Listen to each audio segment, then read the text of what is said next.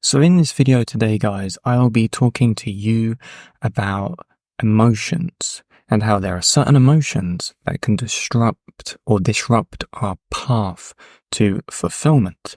Now, the Christian tradition ingeniously, without the involvement of other religions or any philosophies really, they identified certain emotions that objectively, not subjectively, but objectively disrupt our ability to attain virtue or certain virtues, and instead heighten our ability to attain vices instead.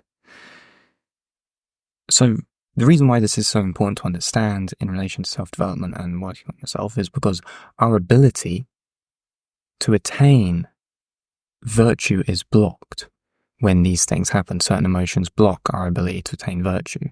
And our path towards fulfillment also declines because only can we find fulfillment through virtue when we attain virtue. So let me give you an illustration of some of these emotions that very much spoil our ability to attain virtue. So lust, for example, spoils devotion. We can only have devotion when our intentions are pure. So true commitment requires true intention. But lust is the opposite of these things. Lust is instead of it being a form of true commitment, it's a form of non-committal. It's a non-committal action, lust, and therefore impure. So it doesn't have pure intention. So devotion cannot be actualized through lust. That is one. Another would be something like anger. Anger spoils knowledge. So anger, of course, which we would say is another vice, another form of a destructive, objectively negative emotion, you could say. It clouds our understanding of life. For knowledge, if we want to attain knowledge, it requires a calm and an open mind to expand and thrive. For knowledge to succumb over us and be subsumed into us, we need to have a calm and clear mind, and anger spoils that. Anger leads to rejection. Anger leads to cognitive dissonance and things of this nature.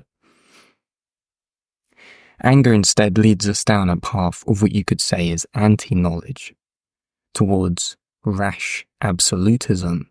And absolutism can be a form of making claims that are very strict, that are very arrogant, that are very one-sided, that are not nuanced, and that is an antithesis to knowledge itself, that denies the reality of perspective, or something like incrementalism and empathy.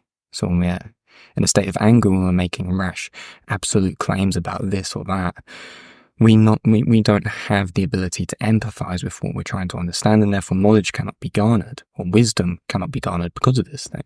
And therefore anger spoils knowledge. Anger spoils our ability to claim and integrate wisdom. Now, another one would be greed. Now, greed spoils sacrifice.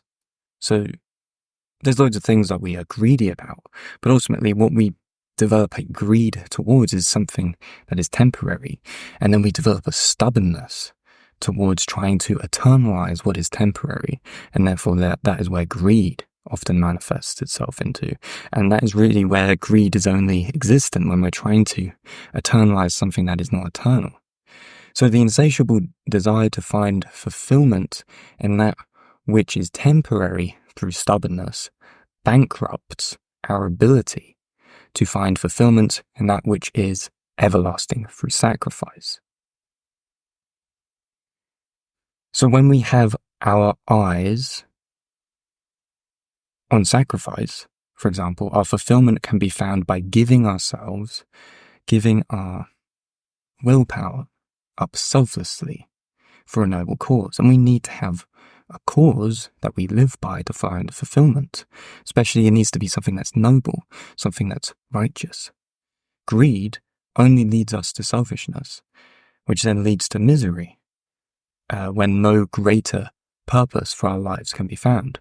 Because if we're constantly self-consumed in things with regards to greed, we are only serving ourselves, and if we only serve ourselves, we cannot actually build or find or realize a higher purpose to our existence, because we're not putting anything else higher than ourselves into our own position of life or our own philosophy to be guided into a direction of something that will actually fulfill us.